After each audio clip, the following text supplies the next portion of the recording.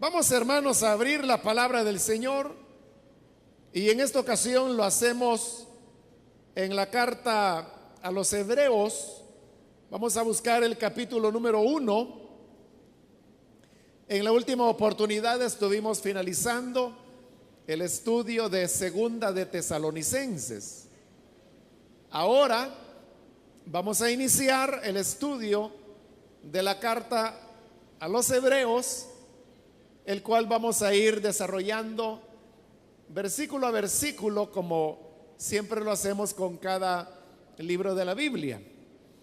Así que usted ya sabe que todas las veces, todos los lunes que venga a la iglesia, estaremos estudiando la carta a los Hebreos. Si lo tiene listo, dice la palabra del Señor, Hebreos capítulo 1 y el versículo 1. Dios, que muchas veces y de varias maneras habló a nuestros antepasados en otras épocas por medio de los profetas, en estos días finales nos ha hablado por medio de su Hijo.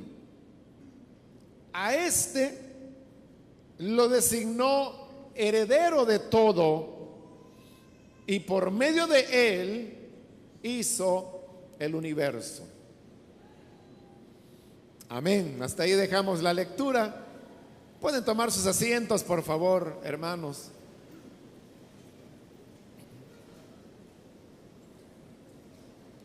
Siempre que iniciamos el estudio de un libro de la Biblia, lo hacemos dando una pequeña introducción sobre las generalidades de ese libro para luego poder ir ya en el estudio versículo a versículo. De manera que lo que vamos a tener este día es el estudio, o la introducción más bien, al estudio a esta carta que conocemos con el nombre de los Hebreos. Esta es una carta que tiene muchas preguntas, o nos presenta muchas preguntas en torno a temas que para otros libros de la Biblia están las respuestas más claras. Por ejemplo, ¿qué tipo de documento es este? ¿Quién lo escribió? ¿A quién lo dirigió? ¿En qué época se escribió? ¿A dónde estaba el remitente? ¿A dónde estaban los destinatarios? Sobre todas estas preguntas que he mencionado, la carta a los Hebreos es un documento que se vuelve difícil el poder hallar una respuesta a cada una de estas situaciones por las razones que a continuación le explicaré. Quizá, hermanos, lo primero y por donde me gustaría comenzar es diciéndole que, pues allí en el título usted puede leer que dice carta a los Hebreos. Pero hay algo importante que lo hemos dicho en otras ocasiones y que usted lo tiene que recordar siempre. Y es que los escritores de lo que hoy nosotros llamamos los libros de la Biblia no le pusieron título a ninguno de esos libros. A los escritores, es decir, aquellos hombres que por inspiración del Espíritu Santo escribieron las escrituras, se les da el nombre de agiógrafos. Entonces, agiógrafo es la persona que Dios utilizó para escribir tal o cual libro que hoy forma parte ya sea del Antiguo o del Nuevo Testamento. Los agiógrafos, ninguno de ellos le puso nombre a los libros que escribían, porque simplemente no se acostumbraba en la época a ponerle título. De manera que todos los títulos que usted ve en los libros de la Biblia, tanto del Antiguo como del Nuevo Testamento, son títulos que los libros recibieron posteriormente. En el caso de los libros del Nuevo Testamento, aproximadamente les tomó entre unos 100 a 150 años colocarle título a los libros, lo cual significa que quien quiera que haya sido el autor o los autores de este libro que tenemos acá estaban ya muertos cuando otras generaciones vinieron y le pusieron título, y le pusieron el título de Carta a los Hebreos. Eso es así. Y es bien fácil, hermanos, poderlo corroborar. Si usted tiene acceso a internet, utilícelo para algo bueno. Y le voy a dar esta sugerencia. Escriba allí en el buscador Codex Sinaiticus, es decir, Codex con X al final, Codex. Y luego la otra palabra es Sinaiticus, que viene de Sinaí, ¿verdad? Pero como está en latín, es Sinaiticus, así como lo oye. Codex con X, Sinaiticus. Y entonces usted va a encontrar una de las más grandes maravillas que el internet puede llevar hasta su casa, y que antes era un privilegio de unas pocas personas. Y es que ahí en la pantalla le va a aparecer el código sinaítico. Y el código sinaítico es la colección más antigua, completa, que se tiene de los libros de la Biblia. Y usted puede ir página por página, página por página. Obviamente, ¿verdad? Lo que es Antiguo Testamento está en hebreo, y lo que es Nuevo Testamento está en griego. Entonces, si usted quiere leer el código sinaítico, pues tiene que aprender esos dos idiomas. Pero no es eso lo que yo le quiero decir. Lo que le quiero decir es que ahí hay un índice donde usted puede ir buscando cada uno de los libros. Y lo invito a hacer esto. Por ejemplo, donde dice Génesis, dele clic ahí y le va a aparecer la primera página del libro de Génesis. Como es Antiguo Testamento, estará en hebreo. Pero note esto, no tiene título. Ponga Éxodo y le aparecerá eso y verá que no tiene título. Ponga Levítico y aparecerá la primera página de Levítico, pero verá que no tiene título. Y así usted puede pasar al Nuevo Testamento y se va a dar cuenta que no tenían título. Sí hay algunas excepciones en el Códex Sinaítico, o para decirlo en español, el Código Sinaítico. Sí hay algunas excepciones de algunos, la minoría, que sí tienen título.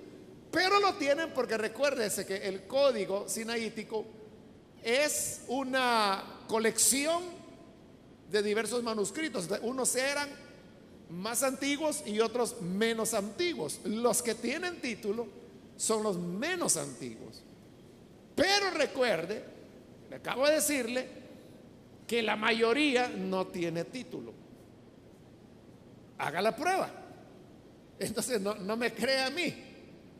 Haga la prueba, vaya usted mismo y consulte una de las fuentes más antiguas que el ser humano tiene de la Biblia completa. Y ahí se va a dar cuenta, no tenían título. El título es algo que se lo pusieron en el caso de los libros del Nuevo Testamento. O hablemos específicamente del caso de Hebreos. Es un título que se le pusieron más o menos unos 150 años después que el libro había sido escrito. ¿Por qué le estoy explicando todo esto? Porque en el título ahí dice carta a los hebreos. Pero la primera pregunta que debemos hacernos es, ¿en realidad es una carta? Porque el problema es que el documento no comienza como una carta. No tiene ninguna característica de carta al principio. Y a lo largo de todo él tampoco parece carta. Es hasta el final, en el capítulo 13, donde sí termina como que si fuese una carta.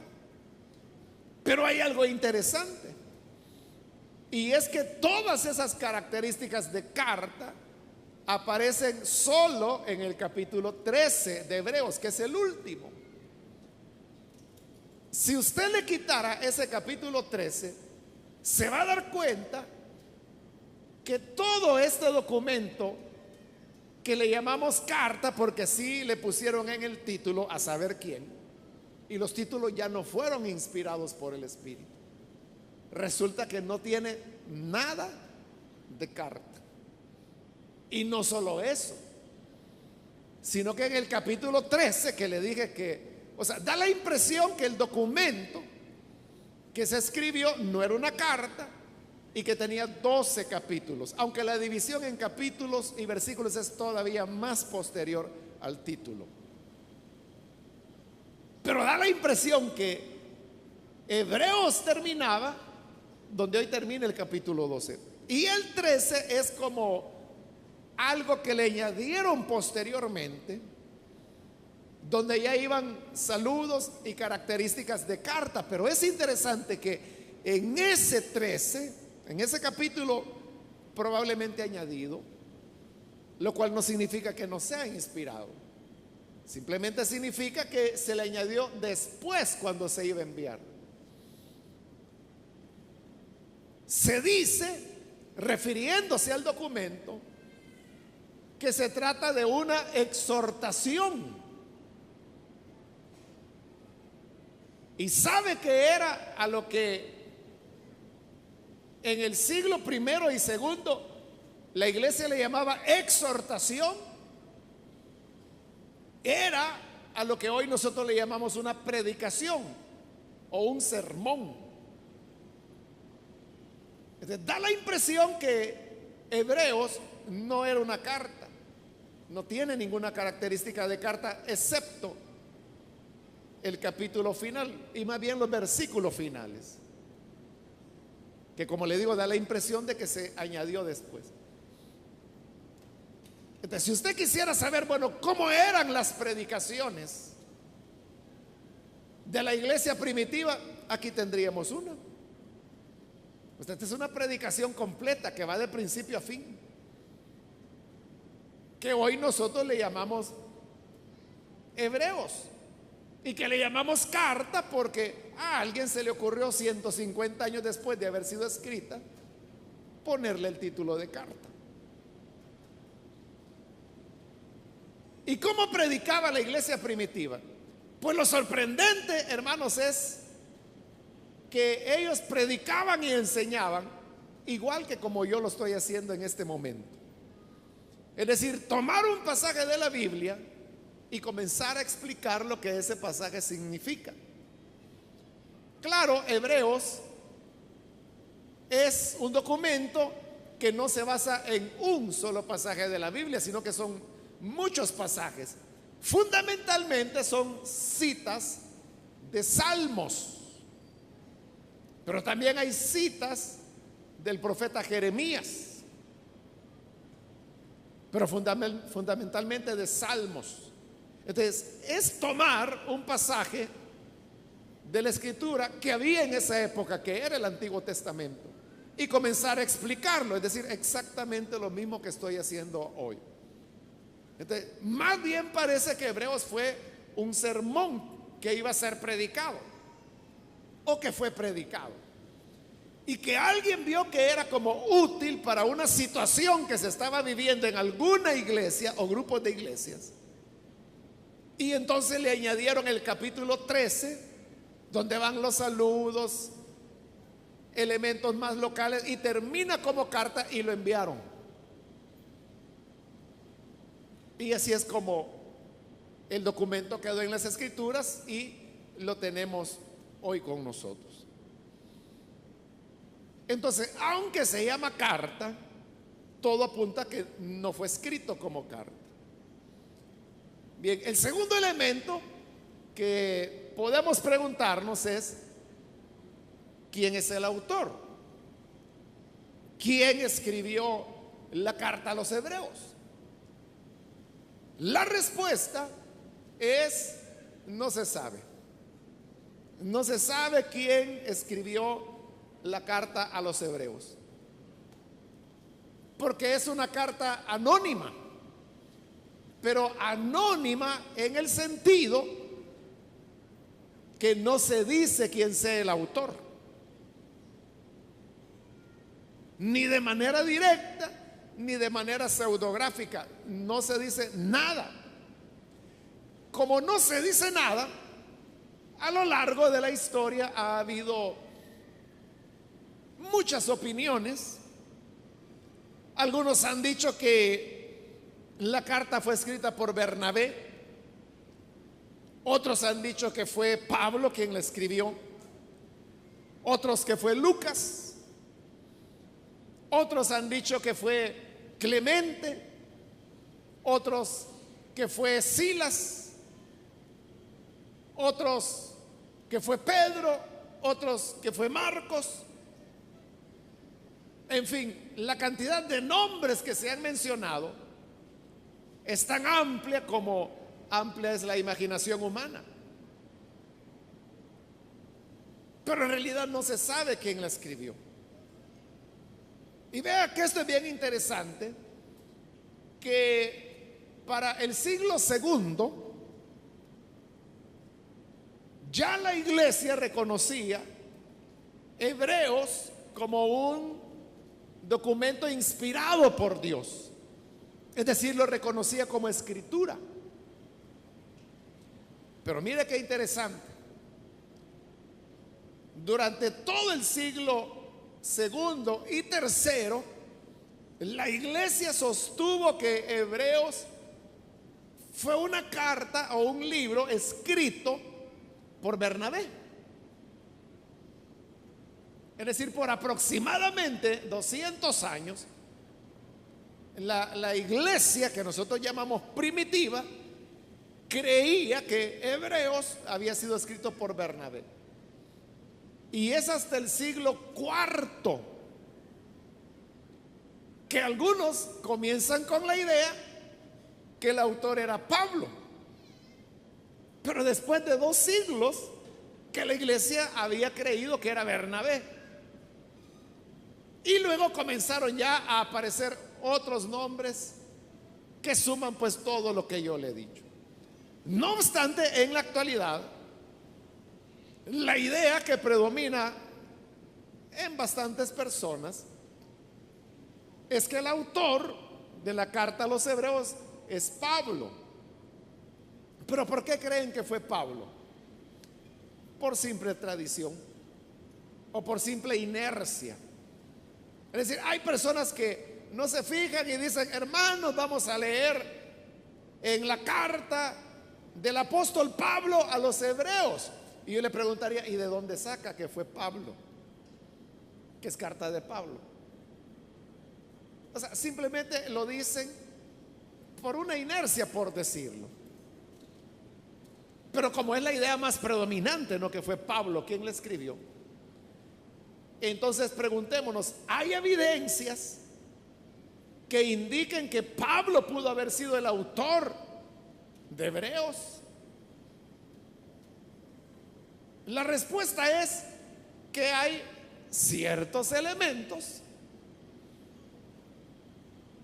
que son parecidos a Pablo, ciertos elementos, pero hay una enorme cantidad de evidencias que indican todo lo contrario, que no pudo ser Pablo el escritor.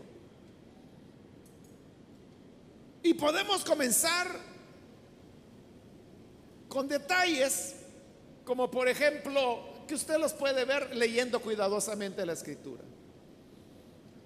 Si usted lee las cartas de Pablo, se dará cuenta que para Pablo un elemento fundamental del cristianismo era la resurrección de Jesús. Pablo no hacía tanto énfasis en la muerte de Jesús como en su resurrección. Y cuando Pablo hablaba de la muerte de Jesús, siempre la ligaba con la resurrección. Para Pablo el tema de la resurrección era central. Pero sucede que Hebreos es lo contrario. El énfasis es la muerte de Jesús. Y el tema de la resurrección no aparece en Hebreos. Se menciona una única vez, que es al final, en el capítulo 13, donde dice que el Dios que resucitó a Jesucristo les dé paz. Solo para eso, como parte de un saludo. Pero como enseñanza, como doctrina, no aparece en todo Hebreos. Esa no es la teología de Pablo. Pero no solo está eso, está también el tema de la ley. Para Pablo, siempre que él hablaba de la ley, él se estaba refiriendo a las normas morales de la ley. Y Hebreos nunca utiliza la palabra ley para referirse a las normas morales, sino que siempre se refiere a las ceremonias o a los aspectos litúrgicos de la ley. Otra vez es una teología diferente. Pero hay otro elemento más, el tema de la fe. Para Pablo, en todas sus cartas, la fe, Pablo la veía como la consumación o el cumplimiento de las promesas de Dios. Es decir, era fe en promesas realizadas. Pero en Hebreos el concepto de fe es hacia el futuro, promesas que están por realizarse. Entonces vea, no solo es diferente la teología de Pablo a la teología de Hebreos, es opuesta. O sea, no opuesta en el sentido de que sean dos cristianismos, sino que opuesta en el enfoque, así como le acabo de decir. Para Pablo, el concepto de fe es promesas cumplidas. Para Hebreo es promesas por cumplir. Las dos cosas son aspectos del cristianismo.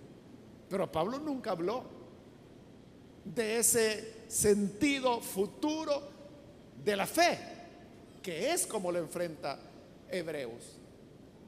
Entonces, teológicamente, vemos que no es Pablo el que lo escribe, porque Pablo no escribía de esa manera. Pero hay otros elementos que estos,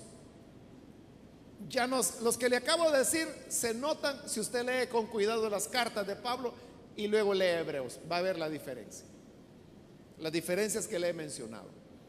Pero hay otras que ya se requiere más conocimiento, como por ejemplo tener acceso a Hebreos, pero en el idioma en que fue escrito, es decir, en griego.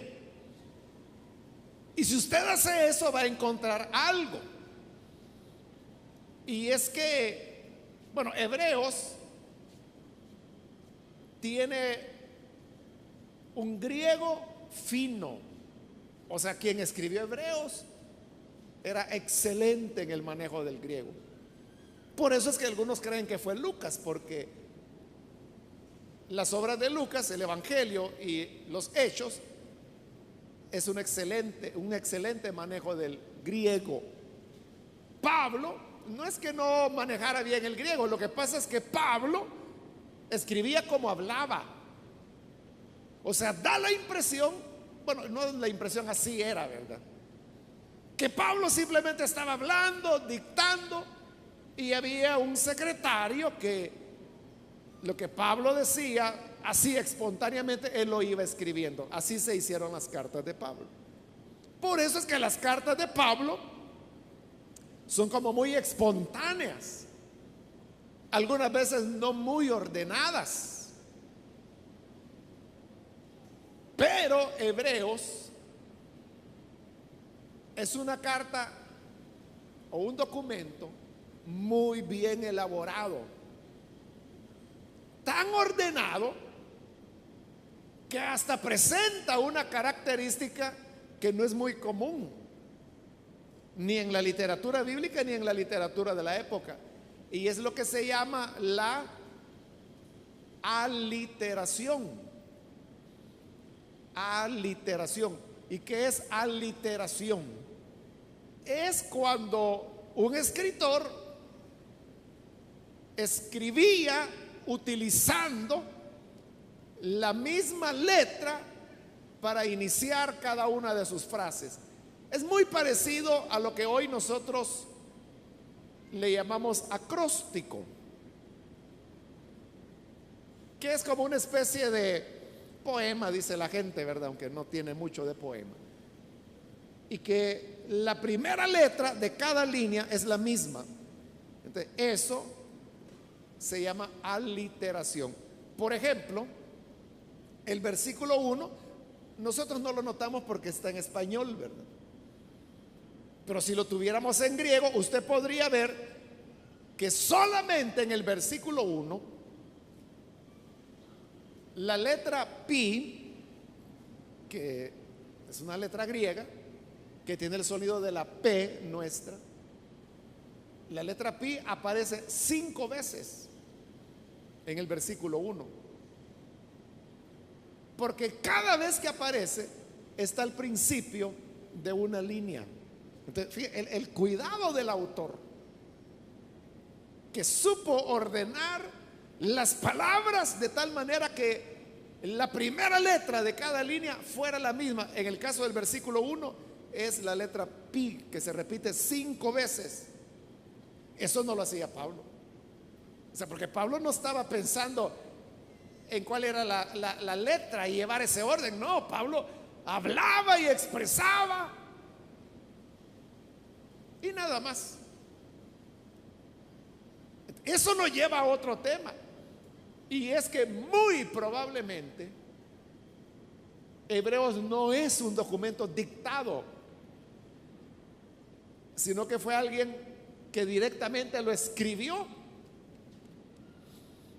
y lo fue escribiendo muy despacio, porque es una composición que tiene muchos detalles, muchos elementos que solo con paciencia y dedicación se pueden hacer. Pero hay otro elemento también por el cual podemos saber que no fue Pablo el autor. Este es un argumento todavía más técnico. Y es que le dije que Hebreos tiene muchas citas del Antiguo Testamento. Si usted le da una ojeada al capítulo 1, va a encontrar que solo en el capítulo 1 hay, no sé, no los he contado, pero como unas 5 citas del Antiguo Testamento. Todas las citas de Hebreos han sido tomadas de la Septuaginta. La Septuaginta fue la traducción de las escrituras del Antiguo Testamento que eran en hebreo traducidas al griego. Jesús citó la Septuaginta, los apóstoles citaron la Septuaginta. En hebreo se está citando la Septuaginta. Pero aquí viene el detalle. Es que hay ciertas citas del Antiguo Testamento que no dice exactamente como lo dice la Septuaginta. Eso algunas veces puede ocurrir, y era cuando el autor abandonaba la Septuaginta para basarse en las escrituras en hebreo. De cuando uno va a las escrituras en hebreo, ahí encuentra las diferencias que aparecen en el Nuevo Testamento. Pero con Hebreos ocurre que cuando la cita se aleja de la Septuaginta y uno va a las escrituras hebreas, tampoco dice así. Entonces la pregunta es, si no lo dice la Septuaginta así, o sea, siempre que ocurre eso en el Nuevo Testamento es porque se van a los textos en hebreos. Pero en hebreos, cuando uno va al texto, en el hebreo tampoco dice así. Entonces, eso ha llevado a muchos a pensar que el autor conocía el griego, y ya le dije que lo conocía muy bien y lo escribía muy bien. Pero por la razón que le estoy explicando, aparentemente no conocía el hebreo. Porque cuando se pierde de la Septuaginta, no acude a las escrituras en hebreo. Y eso ha llevado a muchos a pensar que entonces el escritor no sabía, no manejaba el hebreo. Ese no podía ser Pablo, porque usted sabe que Pablo hablaba el hebreo y el griego también como el arameo. O sea, Pablo era políglota, él conocía varios idiomas, entre ellos el hebreo.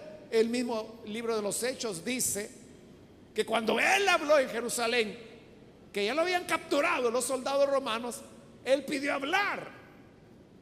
Y como la gente no se callaba, él comenzó a hablarles en hebreo. Y cuando los israelitas oyeron que les estaba hablando en hebreo, bajaron la voz, porque muy pocas personas podían usar el hebreo, y Pablo podía. Pero le estoy diciendo, el autor de los hebreos no. Por todas esas evidencias, podemos decir con bastante seguridad que no es Pablo el autor de los hebreos. Ahora, como no sabemos quién fue, ahí es donde se abre la puerta para que haya muchas opiniones, que fue fulano, que fue mengano, que fue Silas, que fue Bernabé, etcétera. Pero realmente saber a ciencia cierta, probablemente nunca lo vamos a saber. Pero además hay otra posibilidad, y acuérdese que casi todos los libros de la Biblia, la mayoría, son obras colectivas. Es decir, no la hizo una sola persona. Es posible que Hebreos también sea un documento, un sermón que fue preparado por varias personas. Pero lo que sí es evidente es que haya sido una o varias personas. Era alguien, primero, que tenía un dominio de las escrituras del Antiguo Testamento profundo. Segundo, que era una persona muy brillante. Tercero, que sabía manejar muy bien el griego y escribirlo. Y cuarto, que tenía una capacidad de razonamiento muy aguda.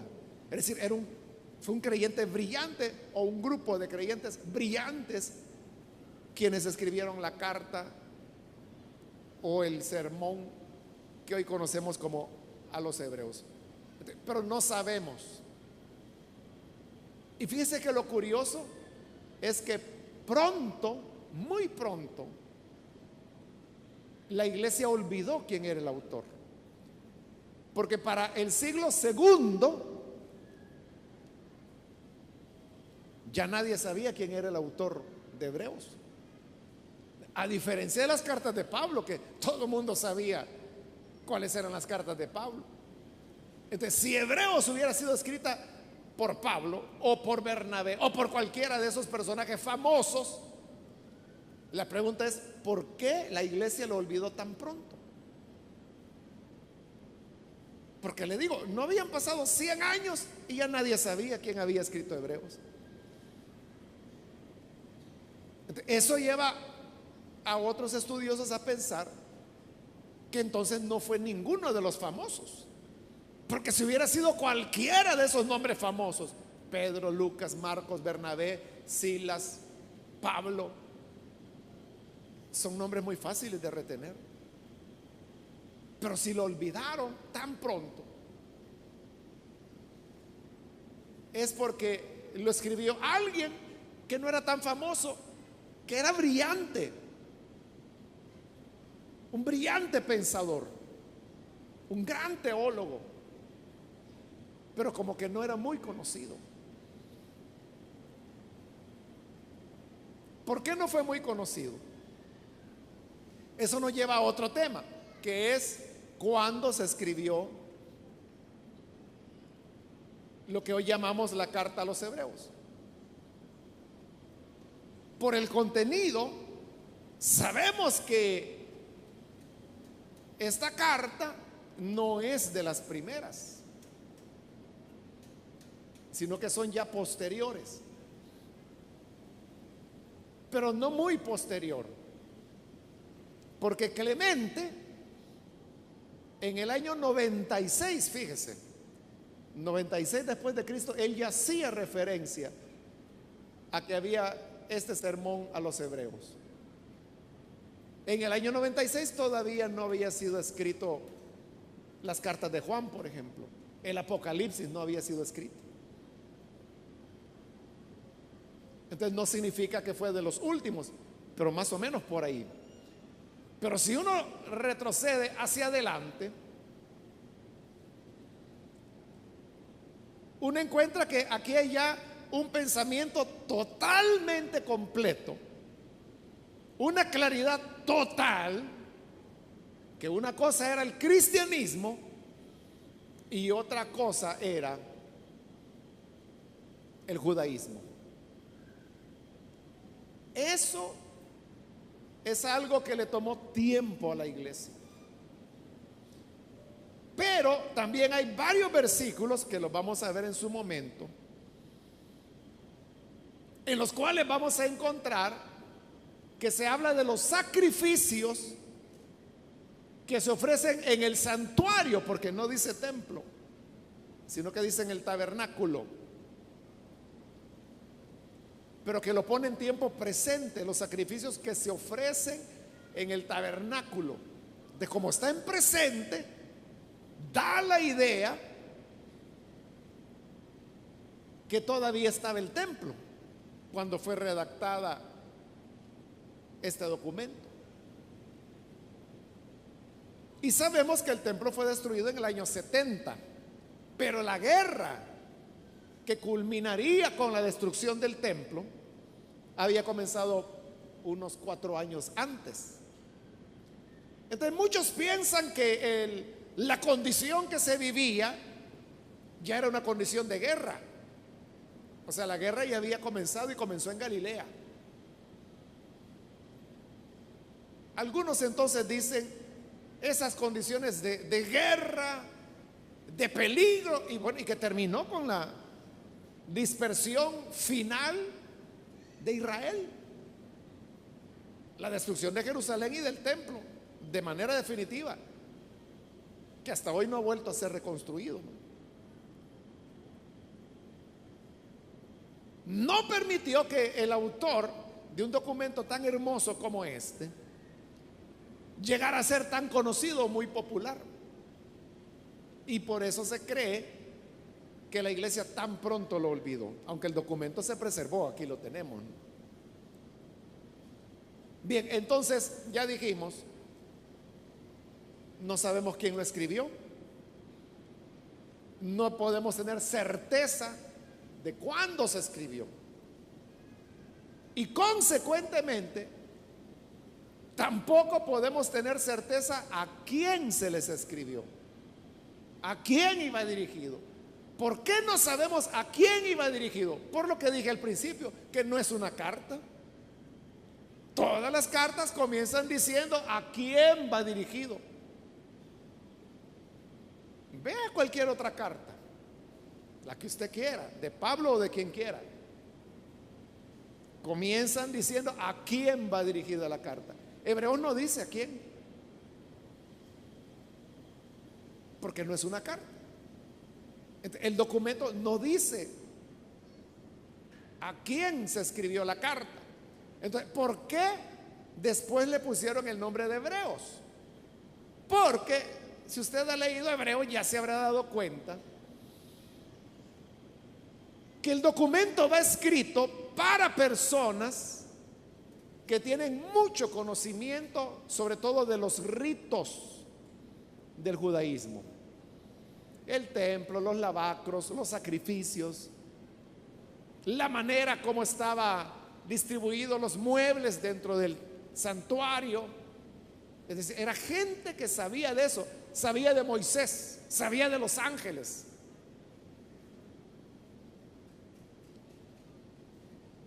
Entonces, ¿y quién era el pueblo que sabía todo eso? Los israelitas. Y los israelitas son hebreos. Por eso le pusieron carta, sin ser carta, a los hebreos, sin que el documento diga que va dirigido a los hebreos. Pero esas son las razones por las cuales se les puso así. Ahora, si no sabemos quién la escribió y a quién iba dirigida, eso nos lleva a otro problema. Y es cómo saber de dónde se escribió, o sea, a dónde estaba él o los remitentes y a dónde estaban los destinatarios. No lo podemos saber tampoco.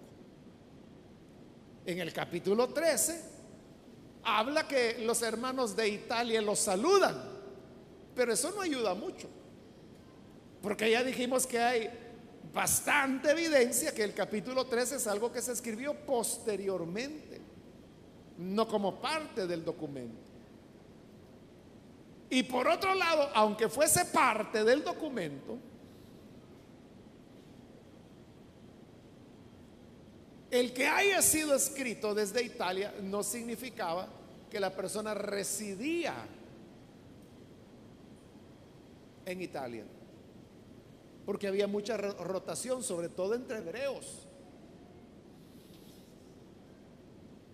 Y en relación a hacia dónde iba dirigido, no se sabe. Solo se sabe lo siguiente, y lo vamos a ver cuando ya veamos el texto, que había una iglesia que no se sabe cuál era, pero esta iglesia, que estaba en una ciudad grande, había extendido, llamémosle así para que lo entendamos, como una filial en otra ciudad más pequeña. Entonces, el documento iba dirigido a esa iglesia pequeña, no a la grande, a la pequeña. Y como el círculo de personas a quienes llegó el documento era pequeño, se cree que esa es otra razón de por qué tan pronto la iglesia comenzó a ignorar u olvidó quién era el autor, porque no se envió a una iglesia muy numerosa de una gran ciudad, sino que de un pequeño pueblo. Pero ¿cuál era ese pueblo? No hay manera de saberlo, y como no se sabe, hay gente que empieza a decir Siria, Roma, o sea, y ponen lo que se les ocurra, porque ahí es cuestión de imaginación, pero sin tener una base. Bien, hermanos, hasta ahí pues hemos ya hablado de algunas generalidades, pero ahora hablemos acerca de qué trata Hebreos. ¿Cuál es el tema de Hebreos? Para entender de qué trata Hebreos, tenemos que entender cómo nació el cristianismo. Recuerde que Jesús era judío. Los 12 apóstoles fueron judíos. Y la iglesia, aproximadamente sus primeros 20 años, todos eran judíos. Y esto significaba que ellos creían en Jesús, pero seguían practicando el judaísmo.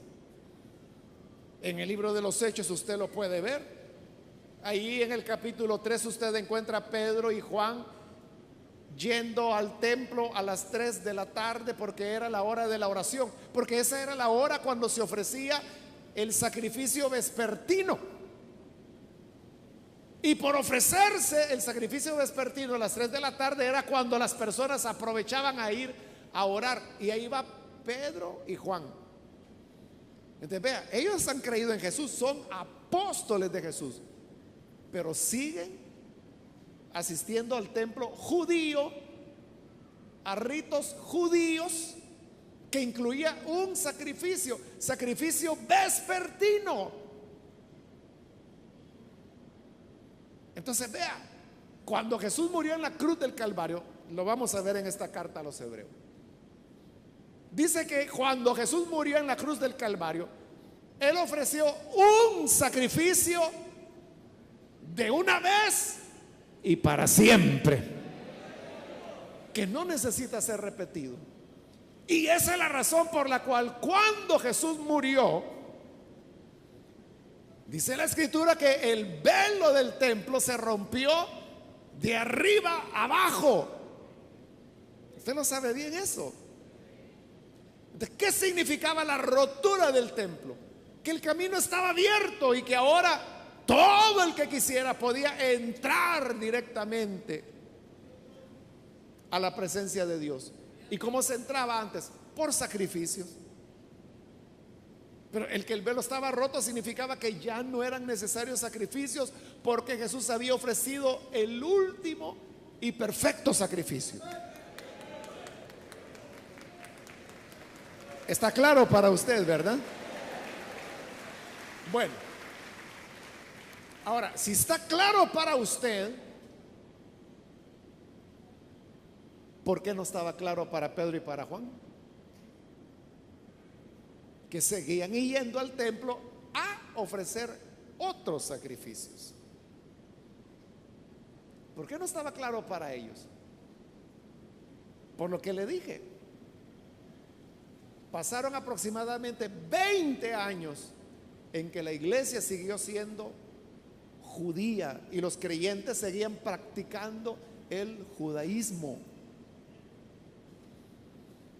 Cuando se llega al capítulo 15 del libro de los Hechos, que algunos le han dado el nombre de el Concilio de Jerusalén, ¿se recuerda qué discutió la iglesia ahí en Hechos 15?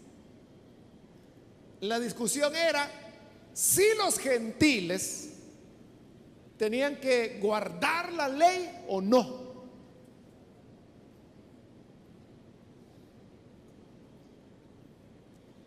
Porque vea, los gentiles no podían ser judíos porque eran gentiles. O sea, el ser gentil o ser judío es algo de nacimiento, es una nacionalidad. El que nacía gentil era gentil. ¿Y qué podía ser un gentil que simpatizaba con el Dios de Israel? No podía hacerse judío porque era gentil. Entonces lo que hacía ese gentil es que se convertía en un prosélito, es decir, como un discípulo del judaísmo. Pero él tenía limitaciones, que no le daba todos los derechos que un judío sí podía tener. Pero para ser prosélito, la persona tenía que circuncidarse y tenía que guardar la ley. Eso es lo que se está discutiendo en Hechos 15. Porque muchos gentiles habían creído. Entonces, había una parte que decían: todos los gentiles deben guardar la ley para que puedan ser salvos. Y Pablo y su compañía decía: ¿para qué?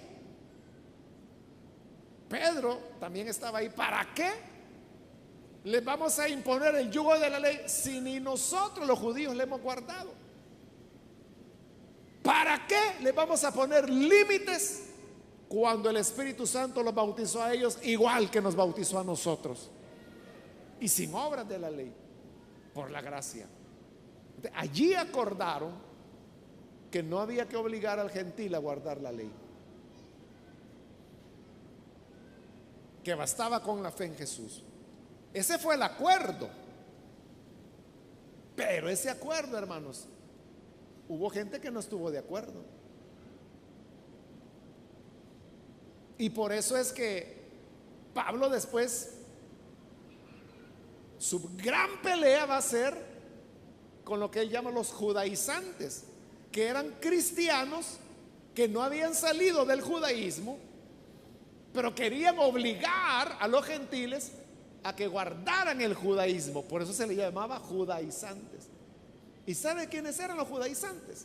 A veces nosotros los relacionamos con los fariseos. Ahí los fariseos no tienen ninguna vela en eso. ¿Sabe quiénes eran los judaizantes? Los cristianos de la iglesia de Jerusalén. La iglesia de Jerusalén, en la cual Santiago era el cabecilla. Ellos eran los judaizantes.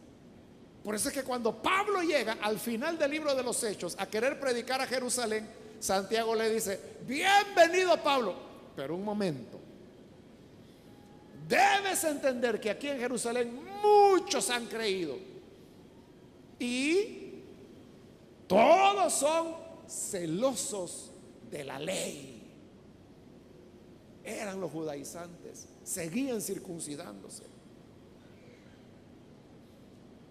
Y esa es la gran batalla que Pablo va a tener hasta el final de sus días. Entonces, ¿cuál es el propósito de la carta o el sermón a los hebreos? El documento le voy a llamar yo. El propósito es que va dirigido a creyentes, pero que han sido practicantes, están todavía dentro del judaísmo. Y el documento los invita a salirse del judaísmo. Por eso es que yo le decía, Hebreos tiene un pensamiento ya bien elaborado, porque muy sustentado le está diciendo a esos creyentes que todavía practican el judaísmo: salgan del judaísmo y conviértanse en cristianos. O sea, no que creyeran en Jesús, porque ya creían en Jesús, sino que era romper con la religiosidad del judaísmo para abrazar plenamente el cristianismo, que es una cosa diferente. Y les advierte, y son advertencias muy serias, en el sentido de que vayan incluso a abandonar a Cristo para mantenerse dentro del judaísmo. Y las advertencias son muy serias, que les dice que si hacen eso, no les queda otra cosa más que una horrenda expectativa de hervor de fuego que ha de devorar a los adversarios. Es un llamado a que rompan ya de una vez por todas con el judaísmo y que se afirmen en la gracia del Señor. Ese es el contenido de Hebreos, ese es el tema, y eso es lo que vamos a estar viendo cuando ya comencemos a desarrollar el texto poco a poco. Es una carta o un documento precioso, hermanos, precioso. A mí me encanta Hebreos, precioso. La redacción, el contenido, los razonamientos, precioso. Entonces le invito a que no vaya a faltar los lunes para que juntos podamos continuar aprendiendo. ¿Cuántos se han venido a aprender aquí a la iglesia? A eso venimos, a aprender. Y espero, hermanos, que este día hayamos aprendido la importancia de no refugiarnos en nuestras obras o en nuestros méritos, sino que nuestra confianza pueda estar totalmente en la gracia del Hijo de Dios. Vamos a orar, vamos a cerrar nuestros ojos y quiero invitar a los hermanos, más bien los amigos, que todavía no han creído en el Señor Jesucristo, pero si usted ha escuchado hoy la palabra del Señor, yo quiero invitarle y animarle para que usted no vaya a dejar pasar esta oportunidad Quizá pensando en la vida futura, usted ha estado como muy confiado, muy amparado en el tema de sus méritos, de portarse bien, de yo no le hago mal a nadie. Pero ante Dios lo único que justifica al hombre es la gracia del Hijo de Dios. Y ese es el mensaje de Hebreos, que salgamos de la falsa confianza que la religiosidad nos da para que podamos sumergirnos solamente en la gracia del Hijo de Dios. Si usted quiere venir para creer en Jesucristo, yo le invito para que ahí en el lugar donde está se ponga en pie en señal que usted desea recibir al Hijo de Dios. A usted que nos ve por televisión, le invito para que también se una con nosotros y con las personas que están aquí al frente. Únase en esta oración. Señor, te damos las gracias por cada una de las personas que están aquí al frente, como también, Señor, por aquellos que a través de la televisión o las emisoras de radio están abriendo en este momento su corazón para recibirte, para creer en ti, en tu Hijo Jesús. Hemos encontrado la fuente de agua que sacia nuestro ser, que perdonó nuestros pecados, que nos dio vida nueva para cambiarnos, transformarnos, limpiarnos. Te ruego, Padre bendito, que cada persona que está acá pueda ser transformada. Y a tu iglesia que hemos escuchado, enséñanos a amar las Escrituras, pero también que nuestra confianza de ninguna manera sean nuestros méritos, sino los méritos de tu Hijo Jesús, quien se ofreció a sí mismo por nosotros y en quien tenemos el perdón de pecados. Gracias te damos, Señor, por todo esto. Bendecimos tu nombre. Seas alabado hoy y siempre por Jesucristo nuestro Salvador. Amén y amén. Bendito sea Dios.